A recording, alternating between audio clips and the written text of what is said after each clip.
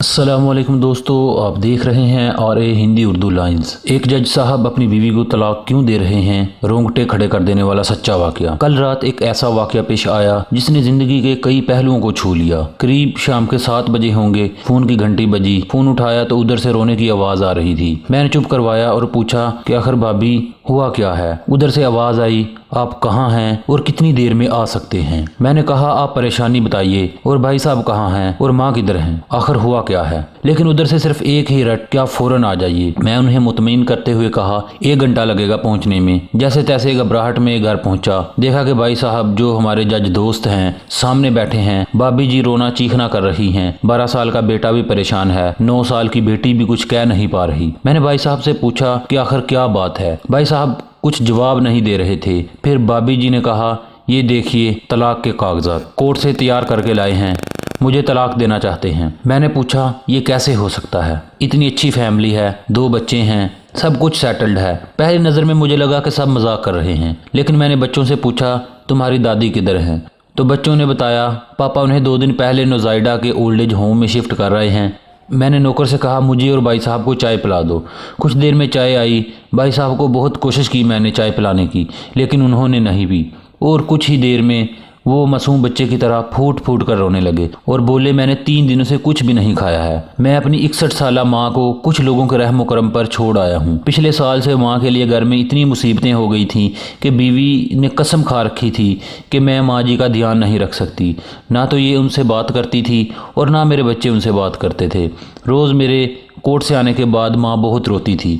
نوکر تک بھی ان سے خراب طرح پیش آتے تھے اور اپنی منمانی کرتے تھے۔ ماں نے 10 دن پہلے بول دیا تھا تو مجھے اولڈ ایج ہوم ڈال دے۔ میں نے بہت کوشش کی پوری فیملی کو سمجھانے کی، لیکن کسی نے ماں سے سیدھے منہ بات تک نہیں کی۔ جب میں 2 سال کا تھا تب ابو جی کا انتقال ہو گیا تھا۔ دوسروں کے گھروں میں کام کر کے ماں نے مجھے پڑھایا، اس قابل بنایا کہ آج میں ایک جج ہوں۔ لوگ بتاتے ہیں کہ ماں دوسروں کے گھروں میں کام کرتے وقت کبھی مجھے اکیلا نہیں چھوڑتی تھی۔ اس ماں کو آج میں اولڈ ایج ہوم میں چھوڑ آیا ہوں۔ میں اپنی ماں کے ایک ایک دکھ کو یاد کر کے تڑپ رہا ہوں جو انہوں نے صرف میرے لیے اٹھائے تھے۔ مجھے آج بھی یاد ہے جب میں میٹرک کا امتحان دینے والا تھا، ماں میرے ساتھ رات بھر بیٹھی رہتی تھی۔ ایک دن جب میں اسکول سے گھر آیا تو ماں کو بہت زبردست بخار میں مبتلا پایا، پورا جسم گرم اور تپ رہا تھا۔ میں نے ماں سے کہا تجھے تو تیز بخار ہے۔ تب ماں ہنستے ہوئے بولی ابھی کھانا بنا کر آئی ہوں اس لیے گرم ہے۔ لوگوں سے ادھار مانگ مانگ کر مجھے دہلی یونیورسٹی سے LLB تک پڑھایا۔ مجھے ٹیوشن تک نہیں پڑھانے دیتی تھی، کہیں میرا وقت ضائع نہ ہو جائے۔ کہتے کہتے رونے لگے بھائی اور کہنے لگے جب ایسی ماں کے ہم نہ ہو سکے تو اپنی بیوی اور بچوں کے کیا ہوں گے؟ ان لوگوں کو کیا معلوم کہ ماں کیا خوش ہو کر کھاتی ہے اور کیا کیا وہ پسند کرتی ہیں۔ یہ کہہ کر بھائی میرے گلے لگ کر بڑی دیر تک روتے رہے۔ کہنے لگے جو بھی میری پراپرٹی ہے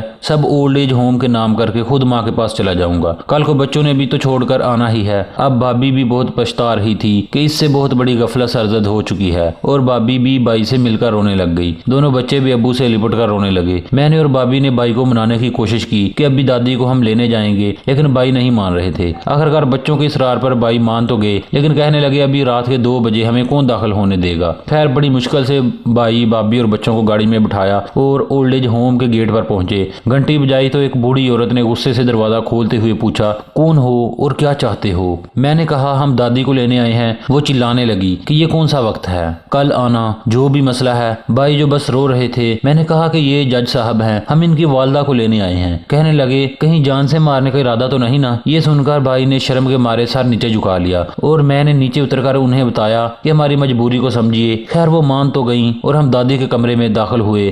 آگے دیکھا تو دادی نے ہم سب کی بچپن کی ایک تصویر اپنے سینے سے لگا رکھی ہے، جیسے وہ یہاں رہ کر بھی ہماری حفاظت کر رہی ہیں۔ یہ دیکھ کر میں بھی بھائی کے ساتھ مل کر زور زور سے رونے لگا۔ ہمارا کمرہ رونے کی آواز سے گونجنے لگا۔ اچانک دادی جان بھی گھبرا کر اٹھ گئی اور بھائی صاحب سے عرض کرنے لگی کہ بیٹا خیریت تو ہے؟ تم سب لوگ اس وقت یہاں کیا کر رہے ہو؟ صبح کو آ جاتے، اگر آنا ہی تھا تو اپنا سکون کیوں برباد کرتے پھر رہے ہو؟ یہ سن کر بھائی بھابی اور بچے دھاڑے مار مار کر رونے لگے اور کہنے لگے ہمیں معاف کر دو، ہم سے بہت بڑی غلطی ہو گئی ہے، پورا اولڈ ایج ہوم ہماری آوازوں سے گونج رہا تھا۔ لگ بھگ سبھی لوگ اٹھ چکے تھے اور جیسے ہمارے ساتھ جانے کو ان کا بھی دل چاہ رہا تھا۔ سبھی لوگ اونچی اونچی آوازوں سے رو رہے تھے جیسے ہمیں خراج تحسین پیش کر رہے ہوں اور دل میں حسرت کر رہے ہوں کہ کاش کوئی ہمیں بھی یوں لینے آ جائے اور ہم اس بیابان اولڈ ایج ہوم کو چھوڑ کر چلے جائیں اور اپنے پیاروں کے پاس جا کر رہیں۔ یہاں ہمارا دل نہیں لگتا جبکہ دنیا بھر کی سہولتیں یہاں ہیں، سبھی لوگ بڑے پیار سے بولتے ہیں اور بہت اچھا کھانا ملتا ہے کھانے کو، لیکن ہماری جانیں تو ہمارے بچوں میں بسی ہوئی ہیں۔ ہم یہاں رہ کر بھی اپنے بچوں کے لیے دعائیں مانگتے ہیں کہ کل کو کہیں ان کے اپنے بچے انہیں یہاں نہ چھوڑ جائیں۔ ہمارا دل کر رہا تھا کہ ہم سب کو اپنے ساتھ لے جائیں، لیکن ہم کیسے لے جا سکتے تھے؟ اس لیے سارے راستے روتے ہوئے گھر پہنچے اور ہماری دادی بہت خوش تھی، کبھی اپنے پوتے کو گلے لگا لیتی، کبھی اپنے بیٹے اور بہو کے گال چوم لیتی۔ میں بہت خوش ہو کر بھائی اور بھابھی سے دادی سے اجازت لے کر نکلا اپنے دفتر کی طرف، لیکن سارا دن اور رات میں یہی سوچتا رہا کہ لوگ کیسے اپنے بزرگوں سے ایسا برتاؤ کر لیتے ہیں۔ دوستو، اگر آپ چاہتے ہیں کہ آپ کی اولاد آپ کی عزت کرے تو آپ لوگ